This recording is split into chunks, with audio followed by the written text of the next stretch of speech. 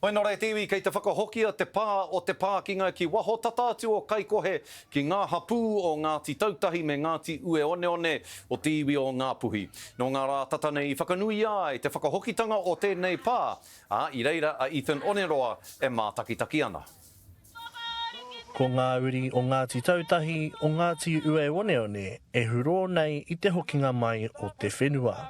Hari ana te hapu i ngā iwi katoa, mo te hokinga mai o tēnei pā. I o ngā wā i nohia ngā hoia a hongi hika ki tēnei o ngā wāhi, e hia ke nei ngā tau riro ana ko te pā o Pākinga ki ngā ringaringa o te whānau Coleman.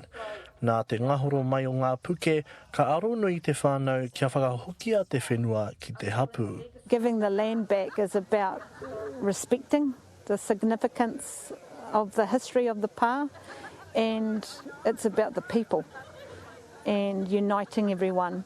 Ināia nei, ko ngā mahi nui kia whakapai ake i te whenua he mea whakanui e ngā minita paremata kai kaunihera hoki. He honore mā tātou, mā mātou ki ta hara mai, mō tēnei kaupapa. Ko te tino kaupapa, whakahokia te whenua. E nei momo tauira he timatatanga mō mātou i roto te kaunihera. I te mea katahi anō i tāku nei kitenga, te kaunihera ko uru mai i roto e nei momo kaupapa. E anga whakamua ana ngā uri whakaheke. Korongo ia ngā kōrero o ngā minita, me o etahi o ngā kaumātua. Ka uru atu i roto i ngā kura i tēnei wāhi, ngā hitoria. Ko tai mai i ngā kura, kia noho i roto i tēnei whenua. E mana ai te kōrero i riro whenua atu. If only I had time, so much to do.